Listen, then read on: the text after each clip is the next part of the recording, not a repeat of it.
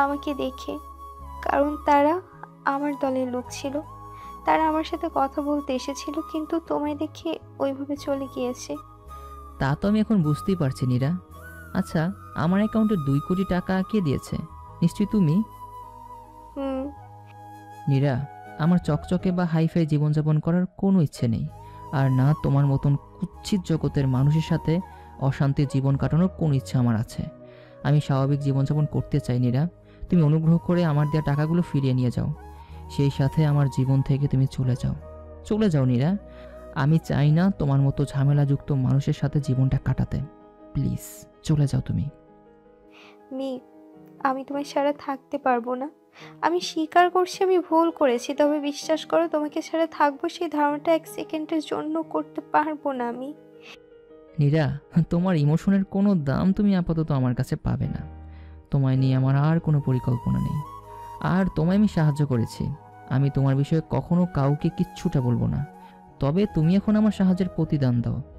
আমার কথাটাকে মেনে নিয়ে আমার জীবন থেকে চলে যাও প্লিজ।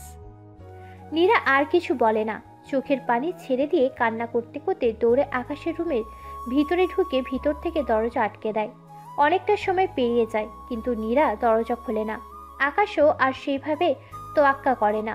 নীরাকে রেখে বাসা থেকে বেরিয়ে আবার অফিসে চলে যায়। এদিকে নীরা রুমের দরজা আটকে কান্না করছে। নীরা নিজেকে কোনোভাবে শান্ত করতে পারছে না। তার ভাবতেই কষ্ট হচ্ছে, গতকালকেও তার আর মেঘের একটা সুন্দর সম্পর্ক ছিল, কিন্তু আজ সেই সম্পর্কে ফাটল ধরেছে। নীরা কান্নার গতিবেগ ক্রমশ বেড়ে যাচ্ছে।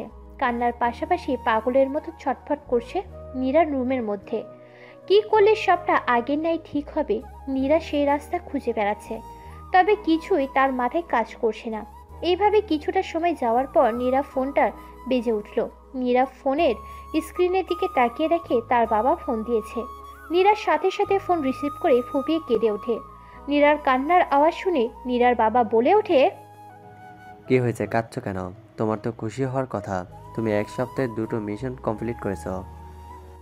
হ্যাঁ, আমি অনেক খুশি, এ কারণে কাঁদছি। আপনার 1 সপ্তাহে 2টো মিশন কমপ্লিট করার চক্করে আমার সমস্ত কিছু শেষ হয়ে গিয়েছে। যাকে বাঁচানোর জন্য আমি আপনার কথা মতো 2টো মিশন কমপ্লিট করেছি, সে তো বেঁচে গিয়েছে, কিন্তু আমি শেষ হয়ে গিয়েছি। আমি যদি ধীরে সুস্থে প্ল্যান করে সবটা করতাম, তাহলে আজকে আমি কিছুই জানতো না, আর আমার এত বড় ক্ষতিটাও হতো না। তাড়াহুড়োয় আমার সব কিছুই রসাতলে গেছে। সে আমার ভুল বুঝে দূরে ঠেলে দিয়েছে। তোমার বাঁচতে হলে অভিনয় করা শিখতে হবে, কারণ এই পৃথিবীটা একটা নাট্যমঞ্চ। এখানে সব কিছুই হয়, আর তোমার মতো মানুষকে ইমোশনাল হওয়া মানে না। যেটা হয়ে গেছে সেটার বিষয়ে আর চিন্তা না করে ভালো থাকার চেষ্টা করো, আর সেটা সম্ভব না হলে ভালো থাকার অভিনয় করো। অন্তত মানুষকে তোমার ক্ষতটা বুঝতে দিও না, তাহলে মানুষ আরও পেয়ে বসবে। আমি পারবো না এত অভিনয় করতে। আমার এই মানুষটাকেই প্রয়োজন। সারা জীবন মেয়ে হয়েও ছেলেদের অভিনয় করে এসেছি, কখনো সেভাবে ভাবিনি আমি মেয়ে হয়ে ছেলেদের কাজকর্ম কেন করছি। আমার পক্ষে আর সম্ভব নয়। আমার মেয়েকে চাই। আপনি কিভাবে তাকে আমার কাছে ফিরিয়ে দেবেন সেটা আপনি জানেন। আমি শুধু মেয়েকে চাই। আমি যদি তাকে না পাই, তাহলে কী যে করবো সেটা কিন্তু কারোর ধারণাতেও নেই। আচ্ছা ঠিক আছে, আমি দেখছি কি করা যায়। নীরার বাবা ফোন রেখে দেয়। নীরা ফোন রেখে দিয়ে আবারও কান্নায় ভেঙে পড়ে। অপরদিকে আকাশ অফিসে পৌঁছে হিয়াকে ফোন দিয়ে হ্যাঁ বলে সম্মতি জানিয়ে দেয়। হিয়া আকাশের সম্মতি জানার পর মুখ বাঁকিয়ে একটা হাসি দিয়ে তার সাথে থাকা কাউকে বলে তার শিকার ফাঁদে পা দিয়ে ফেলেছে, এবার তাকে শুধু হালাল করার পালা। হিয়ার কথা শুনে হিয়া যাকে কথাটা বলছে সেও একটা বাঁকা হাসি দেয়। হিয়া আরও কিছুটা সময় সঙ্গে থাকা মানুষটার সাথে কথাবার্তা বলে তার থেকে বিদায় নিয়ে তার বাবার অফিসের উদ্দেশ্যে রওনা হয়। অন্যদিকে আকাশ অফিসে বসে বসে কাজ করছে। আকাশের মন বিশাল খারাপ।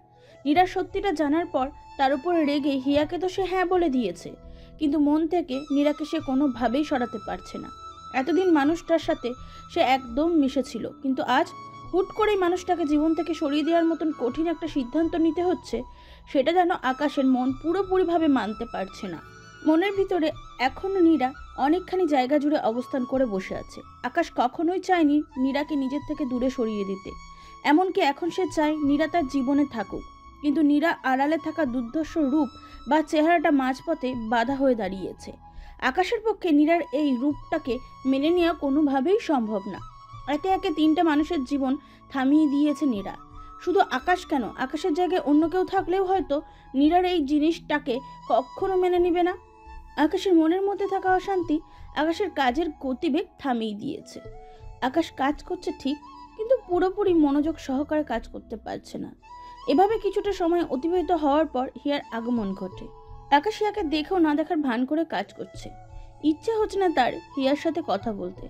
আসলে আকাশ ভিতরে থাকা অশান্তি আকাশের মনে সচ্ছলতাকে তাড়িয়ে দিয়েছে। আকাশ চুপচাপ কাজ করছে, আর হিয়া আকাশের কাছে আসার পরে কোনো কথাবার্তা ছাড়া আকাশের কোলের উপর গিয়ে শরীর ঘেঁষে বসে। আকাশ হিয়াকে দেখে চুপ থাকলেও এবার সে আর চুপ থাকে না। হিয়া তার কোলে বসার পরক্ষণে হিয়াকে বলে, হিয়া, এটা কি করছো তুমি? কোল থেকে ওঠো আমার। না, আমি উঠবো না। এটা কেমন কথা হিয়া? কথা নিয়ে বাচ্চা নিয়ে হুট করে এভাবে কোলে এসে বসে পড়ছো, কি কারণে শুনি? মন চেয়েছে তাই বসেছি। হিয়া, তোমার মন চেয়েছে বলে যে আমি ওটাকে মেনে নিব সেটা কিন্তু নয়। আমার কোল থেকে ওঠো, উঠে দাঁড়াও। আরে তুমি এমন করছো কেন মেঘ? তুমি তো আমাকে হ্যাঁ বলেই দিয়েছো, আর জলদি আমরা সারা জীবনের জন্য এক হয়ে যাব। তাহলে সমস্যা কই এখানে বসতে? আমি হ্যাঁ বলেছি সেটা ঠিক আছে, তবে আমাদের এখনো বিয়ে হয়নি, সুতরাং আমরা এভাবে ঘনিষ্ঠ হয়ে চলাফেরা করতে পারি না। মেঘ, এত ঘনিষ্ঠ হলাম কখন? হ্যাঁ, জাস্ট খুলেই তো বসেছি। এই সামান্য বিষয়ে এমন করছো কেন? অনেক মানুষ তো বিয়ের আগেই মেলামেশা করে বসে। এদিক সেদিক কত দেখি বয়ফ্রেন্ড গার্লফ্রেন্ড কত ঘনিষ্ঠভাবে মেলামেশা করছে, আর আমরা তো সামনে বিয়ে করতে যাচ্ছি। তাদের বেলায় যেখানে কোনো সমস্যা মনে হয় না, সেখানে আমি ফিউচার হাজবেন্ডের কোলে বসেছি। এতে কি এমন মহাভারত অশুদ্ধ হয়েছে? হিয়া, এখানে বিষয়টা মানুষের না, বিষয়টা আমাদের। সুতরাং মানুষ কি করে সেটা দিয়ে আমাদের কোনো কাজ নেই, আমরা আমাদেরটাই দেখব। এবার কোল থেকে ওঠো, আমার এসব একদমই পছন্দ না হিয়া। আচ্ছা ঠিক আছে, উঠছি। এত হাইপার হতে হবে না তোমাকে।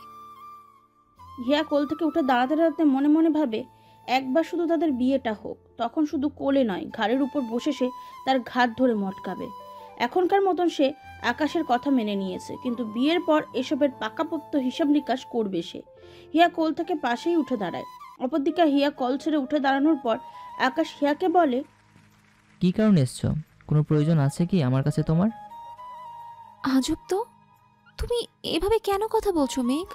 তোমার ঘনিষ্ঠ হয়ে বসাটা পছন্দ না সেটা মানলাম, কিন্তু তোমার সাথে কথা বলতে আসাটাও কি তোমার অপছন্দ নাকি? না মানে এমন কিছু না।